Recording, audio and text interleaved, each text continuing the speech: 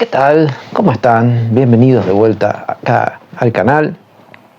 Y bueno, hace un mes y medio más o menos salió la Switch 2. Para esta ocasión Nintendo puso como gran título de lanzamiento al Mario Kart World.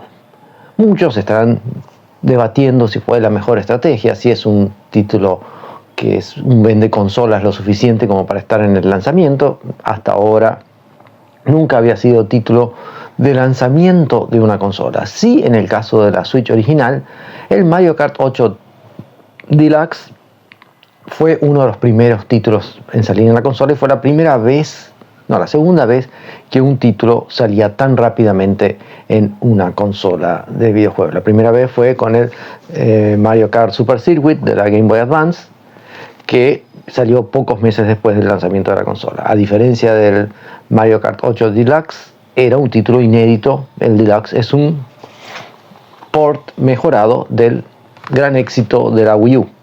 Fue un juego que vendió muy bien en la Wii U, inclusive no solo bien dentro de los parámetros de la Wii U, como muchísimos juegos le hubiera gustado vender lo que este juego vendió en la Wii U. Solo que, como todos los grandes clásicos de Nintendo, estuvieron underperformance en la Wii U, porque era una consola que tenía una base instalada muy chica. No fue un éxito, fue un fracaso. Entonces todos fueron subaprovechados. Y Nintendo vio el potencial y lanzó el Mario Kart 8 Deluxe en la Switch. Y desde el juego, de este juego, es el que vamos a estar hablando en el video de hoy. Antes de ir al tema principal, vamos a pedirte el apoyo, que es nada más que suscribirte al canal, darle like si te gusta el video, darle dislike si no te gusta, comentar siempre que puedas, siempre que tengas algo para aportar, ya sea acá en la caja de comentarios del YouTube o en las redes donde se comparta. ¿Por qué vamos a hablar de Mario Kart 8 Deluxe? Porque es uno de los juegos más vendidos de la historia. Es el juego más vendido de la Switch, que es la segunda y posiblemente acabe como la consola más vendida de la historia. Y bueno, su principal título es Mario Kart 8 Deluxe. A diferencia de otros grandes títulos así en ventas como Wii Sport, que acompañó una gran parte de las consolas vendidas de la Wii, no de todas como todo el mundo cree, sino de una muy buena parte, Mario Kart 8 Deluxe fue bundle ocasional, como muchísimos juegos fueron bundles con consolas a lo largo de la historia. O sea que el venir con la consola no hizo que venda todo lo que tenía que vender. Y la prueba es todo lo que vendió en la Wii U, a pesar de lo poco que vendió la Wii U. Mario Kart 8, en el normal o en el Deluxe, es el sumum, el ápice de la fórmula original de Mario Kart. O sea, no es que Mario Kart World cambió completamente la fórmula, pero se fue del esqueleto que se vino formando y llegó a la obra cumbre del Mario Kart 8 Deluxe. ¿Por qué Nintendo hizo esto? Primero, porque no había mucho más a dónde ir siguiendo la fórmula del Mario Kart 8 Deluxe. Era mejor, en vez de lanzar un Mario Kart World, era lanzar un upgrade gráfico para el Deluxe, lanzar otra temporada de pistas y haber seguido así. Obviamente, si Nintendo hacía eso, las redes iban a estar infestadas de haters y de gente decepcionada también, que querían un Mario Kart nuevo. Mario Kart World de la Switch 2 va a tener el enorme trabajo de superar esta obra prima, porque realmente lo que hicieron con este juego fue magnífico. Y vamos a retroceder un poquito del por qué es el sumum de la fórmula. Mario Kart comenzó en la Super Nintendo con un juego para 2 jugadores, con 4 campeonatos, 3 que venían y el cuarto que tenías que destrabar, con 3 niveles de dificultad, que eran las cilindradas, y 4 tipos de personajes que tenían 2 versiones para que los jugadores pudiesen elegir cualquiera de las versiones y jugar entre ellas. Pero hasta 2 personas, un juego de 4 megabits, un super juego que abusaba del modo 7 en la Super Nintendo, que fue un exitazo. Ahí, al poco tiempo que salió la Nintendo 64, salió Mario Kart 64, que mejoraba la fórmula, llevaba todo a un ambiente 3D real. Al final la Nintendo 64 podía manejar ambientes reales 3D. Los personajes eran 2D. Y ahí ya comenzó con nuevas pistas, porque todo era rediseñado, no había ninguna de las pistas anteriores. Se incorporaron más personajes, más variedad de opciones de manejo.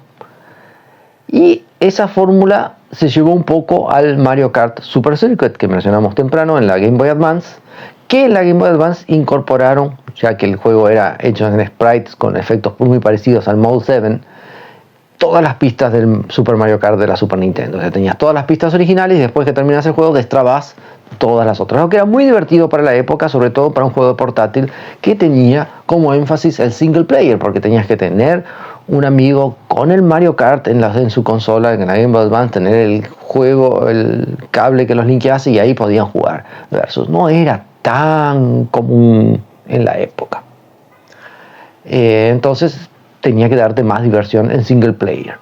Y así lo hicieron. Ahí después vino el Mario Kart Super Circuit, Double Dash, que cambiaron radicalmente la forma de manejo con la incorporación de karts con dos pilotos. Y dependiendo del piloto que estuviese manejando, era el tipo de ítem extra que podías sacar, era el tipo de maniobrabilidad que podías tener. Y dividieron en 3 categorías: livianos, medianos y pesados. Vos podías mezclar un mediano y un pesado, un liviano y un pesado, y así ibas teniendo distintas combinaciones, y era el tipo de karts que podías manejar. Existían también los karts para livianos, los karts para pesados y los karts para medianos. Si vos usabas uno pesado, no ibas a poder usar kart liviano. Y así eran más o menos las combinaciones. Entonces le daba un toque de estrategia que dejó al juego muy bueno, pero parece que capaz por él también la Wii U, la GameCube no haber sido una consola tan exitosa, de repente Nintendo no le vio potencial a seguir con esa fórmula. Y cuando vino el siguiente juego, el Mario Kart 10 para la Nintendo 10, cambiaron la fórmula de selección de autos a personajes con características iguales como había sido antes, y cada uno con 2 autos. Después vos destrababas un tercer auto, y cuando terminabas todos los circuitos en todas las dificultades, destrababas que todos los autos eran para todos los jugadores, y lo que definía el tipo de jugabilidad al final era el auto. Una vez que tenías todo destrabado, el personaje era cosmético nomás. Para la versión de Nintendo Wii, además de incorporar las motos, o sea, y de poner motos entre el roster de vehículos que podés elegir, volvieron al sistema de distintos tipos de personajes, y los karts se comportaban de forma distinta al personaje que vos elegías. O sea, era una mezcla del kart y del personaje lo que te daba la jugabilidad. O sea, tenías un kart con ciertas características, por ejemplo, era mejor en drifting, y si vos le ponías un piloto que era mejor en drifting, su drifting mejoraba un montón. Si le ponías uno malo que era en drifting, su drifting bajaba, por ejemplo. Y bueno, haciendo esas mezclas, eran 2 categorías: piloto, auto. Los autos eran muy distintos, pilotos eran 3 o 4 categorías nomás. Y eso, así quedó el Mario Kart Wii. Cuando vino el Mario Kart 7 de la 3DS, que fue el siguiente, mantuvieron esas características, solo que separaron, dejaron los pilotos con características únicas. Otra vez, ya no estaban separados exclusivamente por una división visible de cómo eran los pilotos, sino estaban todos juntos, y cada uno de los pilotos tenía ciertas características. Algunos eran iguales a las de otros. Y después los autos los dividieron en armar 3 partes: chasis, ruedas y ala delta. El ala delta influenciaba nada más que en la nueva habilidad de volar cuando se activaba. Y las otras 2 eran las que definían cómo el auto se comportaba en general. Entonces ya tenías un elemento más de estrategia de cómo armar. Recuperabas la estrategia del Mario Kart Double Dash, pero de una forma más aceptada por los jugadores. Esa fórmula fue la que se trajo al Mario Kart 8. Se le agregó la antigravedad, se le volvieron a poner las motos que en el Mario Kart 7 no estaban, y salió Mario Kart 8 de la Nintendo Wii U. Un juegazo ya en su época, tal cual como venía en el disco. Una excelente cantidad de pistas, una gran variedad de pilotos y autos. Lo único que a algunos les molestó es que los versus de globo y todo eso no tenía sus pistas propias, y usaba variaciones de las pistas normales. Lo que para mí me pareció una innovación para cambiar un poquito un modo que a mí nunca me gustó, pero para muchos les molestó, que podría ser el único punto negativo del juego. Después Nintendo le lanzó un DLC agregando, o sea, un DLC doble que salió en 2 partes, agregando 8 pistas más, algunos pilotos más, algunas pequeñas cambios, y ahí estaba un juego espectacular con el primer DLC de la historia de Mario Kart. Un DLC justo, estoy diciendo que tipo, si vos comprabas el juego, después comprabas el DLC en la época, para cómo eran los juegos en la época, lo que traía de contenido extra era justo, lo que traía el juego original era súper justo. Además, el DLC salió años después que el juego. Entonces, era muy muy bueno. Cuando salió la Nintendo Switch, decidieron agarrar el juego base del Mario Kart 8, más todos los DLC, ponerlo acá y cambiaron ciertas cosas en la jugabilidad. Algunas cosas que los jugadores competitivos reclamaban en online, otras cosas que eran direcciones técnicas, por ejemplo el uso de los ítems, que fue nerfeado un poco en el Mario Kart 8 original, en correspondencia a cómo venían en los juegos desde el Mario Kart Double Dash, de poder usar dos ítems prácticamente al mismo tiempo, tener cargado dos ítems, uno que vas a usar en el momento y otro que vas a usar después. En el Mario Kart 8 se había vuelto a poder usar uno por vez. Mario Kart 8 Deluxe volvió al hecho de poder usar dos. Y modificó ciertos balanceos del juego y le agregó una velocidad de drifting más todos los DLC incluidos en el juego. Una excelente idea para aumentar el catálogo de inicio de la Switch. No sé si Nintendo pensó que Mario Kart 8 Deluxe iba a ser tan exitoso y que con eso iban a poder aguantar toda la generación sin tener que lanzar un Mario Kart 8 nuevo. Pero medio que salió un Mario Kart nuevo, porque al final de la vida de la Switch lanzaron un DLC tan grande que tenía tantas pistas como las que el juego traía. O sea, las pistas de más las del DLC que estaban acá, se duplicaban en el nuevo DLC que le lanzaron. Así que maravilloso todo el contenido que tenía este juego. Y encima, cuando lanzaron el sistema de suscripciones mejorado, vos podías tener acceso al pase de temporada de Mario Kart 8 que te da mientras vos estés suscrito, pues tenés acceso a ese nuevo DLC sin tener que comprarlo. Para los que jugabas Mario Kart 8 online, entonces tenías que pagar sí o sí una suscripción básica, era pagar el extra y seguías jugando con los extras. Una buena opción. El que no quería, que quería solo tener las pistas para jugar con sus amigos en casa, podía comprarlo y tenerlo en el juego. Lo que hizo que este Mario Kart tuviese un contenido maravilloso. Pistas acacharradas, pilotos, modelos de autos para elegir, todo lo tenía. Era muy difícil, era una meta muy alta, la cual el próximo Mario Kart, sea de la Nintendo Switch o de la sucesora, como vino a ser el caso, tuviese que alcanzar. Por eso es que supongo optaron por ir en una dirección diferente, cambiaron la forma que se corren las carreras, se puso ese open world para que vos tengas un single player más interesante, cosa que en el Mario Kart 8, Mario Kart Wii, si no jugabas online, se quedaba un poco limitado el juego. Mario Kart 7 también lo mismo, porque siempre es divertido. Cuando vos tenés amigos con los cuales te vas a sentar a jugar Mario Kart, el juego es maravilloso. Pero después, como con los juegos de pelea, por ejemplo, si vos no tenés cómo hacer un versus, se quedan muy limitados. Para eso, por ejemplo, Midway le puso a los Mortal Kombat un single player muy interesante como extra desde la época del Deadly Alliance, que fueron mejorando con el tiempo.